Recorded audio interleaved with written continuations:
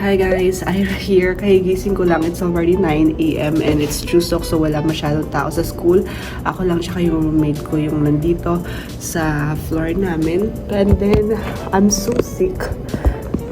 Kaya, mag-vlog na lang ako. Siguro yung best time to vlog talaga kapag may sakit ako. Kasi yung last video ko then was when I was sick bago magbakasyon. And ngayon, bakasyon din for 3 days kasi Chuseok or Thanksgiving din sa Korea.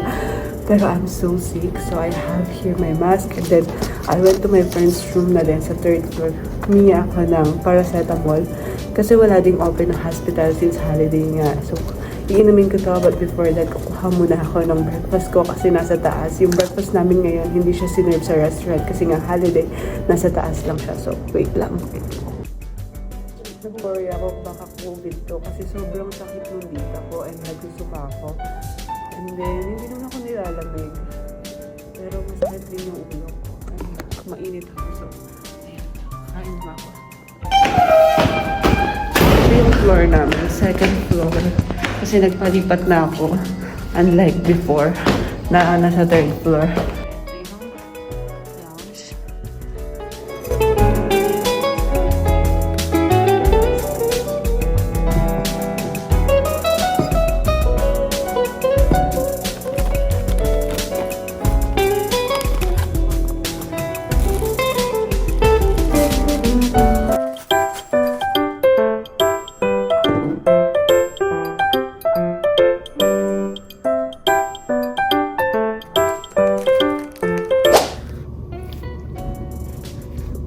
Nanawagan ko yung nanay ko kasi tumawag sa akin si Imo. Imo sa Korea is auntie. So, kung hindi nyo alam, may foster parents ako. Hindi naman ako legally adopted nga. Hindi ako naging legally adopted pero meron akong foster parents. And since parang family na talaga ito rin nila sa akin. And nandito ako naman sa Korea, yung nanay ko naman nasa Pilipinas siya. So, pinapapunta ako ni tita sa bahay nila kasi nga, syempre nag-worry din siya na holiday, wala pa siya ng tao sa school. Gusto niya makasama rin ako. Kaso nga lang, nagkasakit naman ako. Ngayon, gusto ko sanang pumunta. Nagsabi na ako, gusto ko talaga pumunta kasi gusto ko rin magdala ng prutas. But by the way, this is not my first Chuseok. So, yung first Chuseok ko was last year. That time, buhay pa si Lolo. And ngayon, hindi na. Or wala na siya sa mundo. So, medyo malungkot. Tapos wala na din naman yung tatay ko, namatay rin last year. So parang lungkot. But anyway, ayun nga, pupunta naman talaga sana ako. Kasi kasakit ako. Hindi ko alam kung kukontakin ko ba si tita, sasabihin ko yung totoo. Or pilitin ko yung sarili ko na pumunta. Kaso nga, baka naman makahawa ako, diba? Ayun.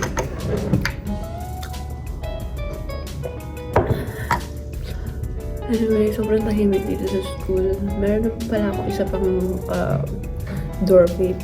Siya yung may sakit nung nakaraan kaya nung pagdating niya kanina dito nagsusorry siya sa akin. Sorry daw kasi nagkaroon siya ng flu. Nagsorry siya sa akin kasi nagkaroon ako ng flu. Kasi siya talaga yung may flu. Kasi yung ngayon, yung ako, magkatabihan na kami ng room tapos yung roommate niya. But anyway guys, yun. And much more.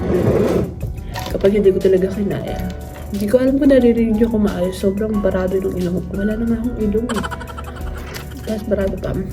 Hindi ko alam kung kakayanin ko. Pag hindi ko kinaya mamaya, tatakbo ako ng Yangpyeong ng pharmacy. Kasi nag-chat yung boyfriend ko. Sabi niya, isi-check na daw kung meron daw pharmacy na bukas. Since 3 days ngayong holiday. Tapos ayun, binigay niya sa akin yung link. So, makapunta ako dun mamaya. If hindi talaga kakayanin ito paracetamol. Ito yung paracetamol from my friend from India.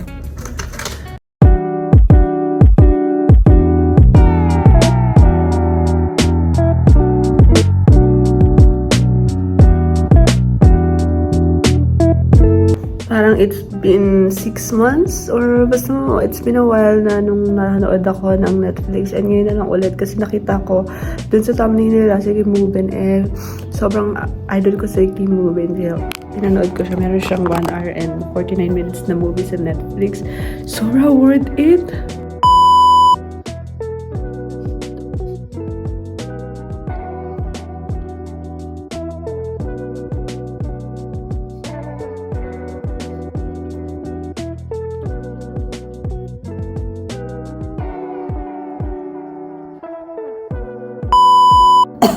Hi guys. Grabe sobrang tuwis ko pero okay lang yan. So, walang kami ito. Makeup yan. Well, anyway, kakain na ako ng lunch ko. Kakain ko lang ng mga alas 10 pero kakain na ako para makainom ulit ako ng gamot. I'm also reviewing for our Bible exam. Panatok talaga ako. Pero pag natulog naman ulit ako, feeling ko hinang-hina yung katawan ko. But anyway. So this is my food now and meron din ako dito ng sardine. Hindi naman siya masyadong malamig. So okay lang yan. Kamsahamnida.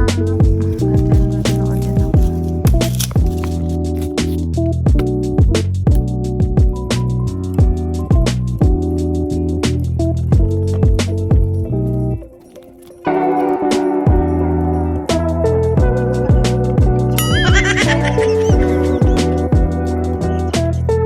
Tumawag na ako sa tita ko. Sabi ko, hindi ako makakapunta ngayon sa tuition. Kasi nga, I'm so sick. And natatakot naman ako baka makahawa ako, di ba? Eh, may exam din yung pinsan ko this month. So, sabi ko, dito na ako. Natanong nga ni tita ko nasaan ako eh. Anyway, okay lang.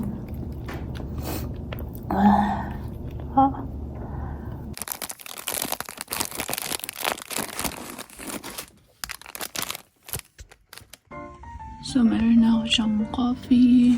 Ito kasi nag-review din ako para sa exam. So, ito na siya. Tingnan niyo naman kung anong page yan. But before that, coffee first.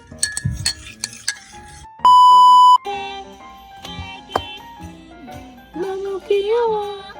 예쁜 빛을 잘한다.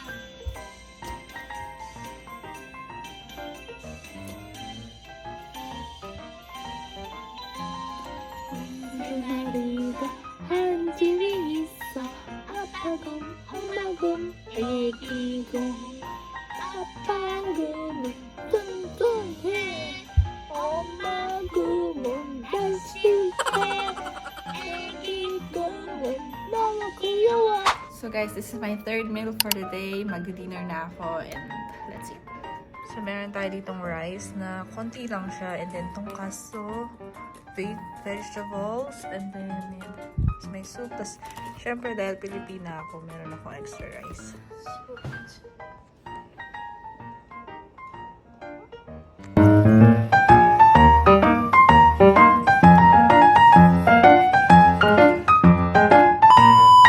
Good morning guys. So it's already 12:32 and kagigising ko lang. Anong oras na? Anyway, second day na ng Chuseok dito sa Korea and wala pa rin katao-tao. I mean, sa floor namin meron ng isang Indian, Kyrgyzstan, and then African, and then ako. And until now, sobrang pakos pa din ako. Tumawag yung boyfriend ko kanina, pero syempre inaantok pa ako. Sabi ko, umiyak ka na tumawag. Nagtatanong siya kung okay ba daw ako. Kahit naman hindi ako okay. Ang hirap kaya pumunta sa hospital. Kaya yun, tambay na lang ako dito. And I feel like okay na din to, makapag-rest ako. Pero gusto ko na talagang gumala.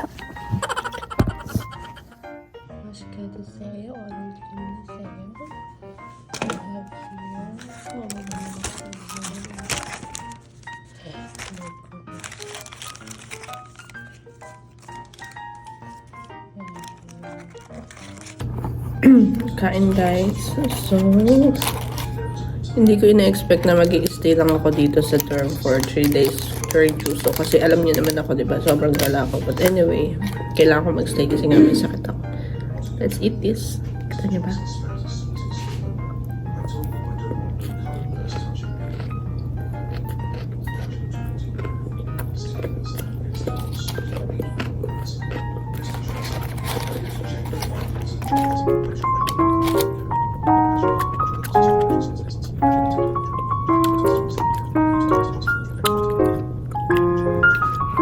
Boring ako.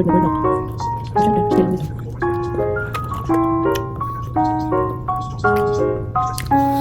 Actually, niyaya ko na yung mga classmates ko kung meron ba silang alis. Kasi alam ko naman, nandito lang sila sa campus. So, iniisip ko gumala kami kasi medyo okay na din naman ako. Kasi talaga parang, ano ba, sayang naman yung holiday, hindi mo na ako nakaalis. Pero sabi nila manahimik ka, Ira, sa kwarto mo. Siyempre nga naman, pwede ko silang mahawaan, di ba? Yun, dito na lang ako. Really?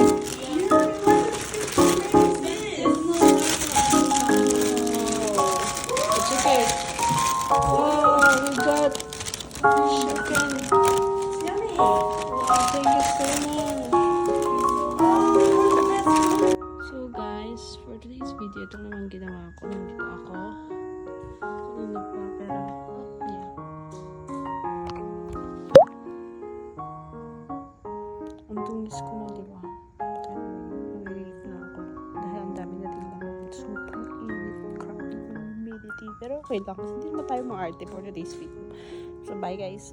Dahil nga mainit sa labas, pinagpawisan ng antin niyo. Gusto ko sana yung buhok ko. Kaso parang wala akong gana mag-vlog ng skincare. So, niligo na lang ako. Look at my face! Tumaba yung laway. Look at my face. Look at my face. Look at my face.